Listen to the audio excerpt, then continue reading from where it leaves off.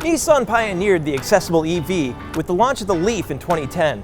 Now it's in its second generation, boasting about twice the driving range, and it'll even do some of the driving duty for you.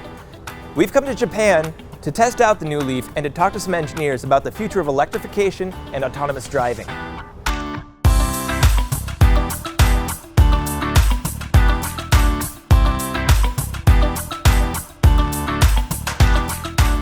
The car we're in right now has 151 miles of range from a 40 kilowatt hour battery.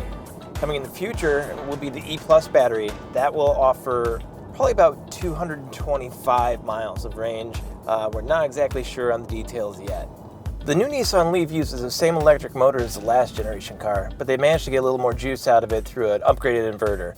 So that means 147 horsepower and 236 pound-feet of torque.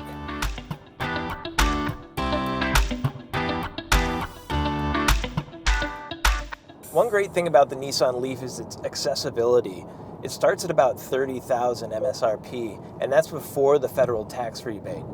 That rebate won't last forever because Nissan has sold a lot of EVs so far, but for now, that's a pretty nice starting price.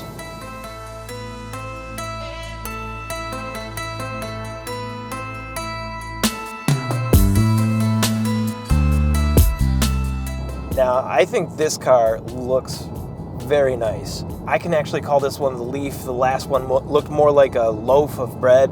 This one, especially with the floating roof design that's very popular right now, it's very in.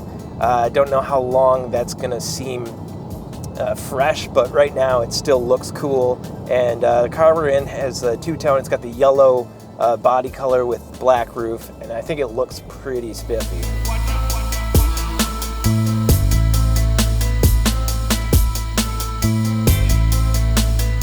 In general, just the angles, the look of the car, it's a lot sleeker, a lot more attractive, a lot more approachable, and a little bit more aspirational looking. It might not be, a super expensive car, but it looks the part more than the last generation car did. The Japanese Leaf has ProPilot Park, which we don't have in the States yet, but basically it parks the car for you.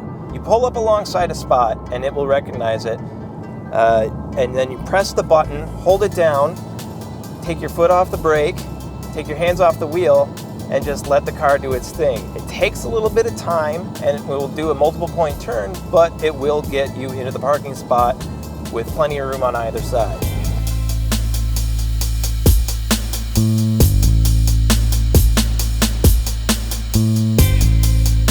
Moving inside the car it's warm and inviting. The materials feel pretty good. We're in one of the higher trim models, so we've got the leather seats, micro suede trim, there's some soft plastics, and in general it looks and feels pretty good. There's a decent amount of headspace, even for taller drivers and passengers.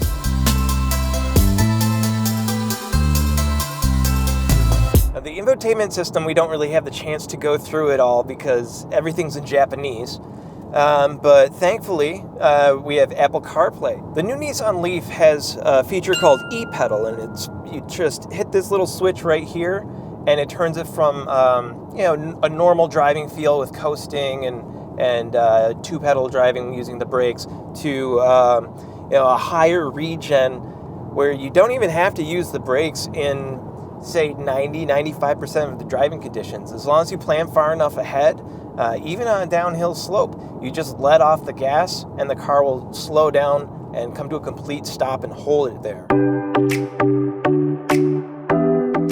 So even though we're in the Japanese version that has lighter steering, it's still pretty responsive. It feels good in the corners. It's fun, it's entertaining.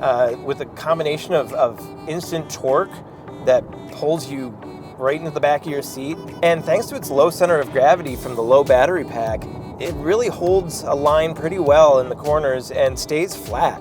The second gen Leaf, it's a huge improvement over the last generation. Nissan had a good formula with the first one, and they've gone toward perfecting it with this one. This has longer range, better looks, more fun to drive, and more robust technology. And we're looking forward to seeing what ProPilot becomes with more autonomous features. And we're looking forward to seeing what Nissan continues to do with its electrification strategy. I have now spent a good amount of time in both the Nissan Leaf and the Tesla Model 3. That being said, I would first and foremost go to the Nissan dealer to test this out, because while it may not be the hot new thing with a 5-second 0 to 60 time, it's much more livable. I like the layout better. I like having digital screens in front of me telling me what's going on. And yeah, it's just a really nice, well done, mature, usable EV.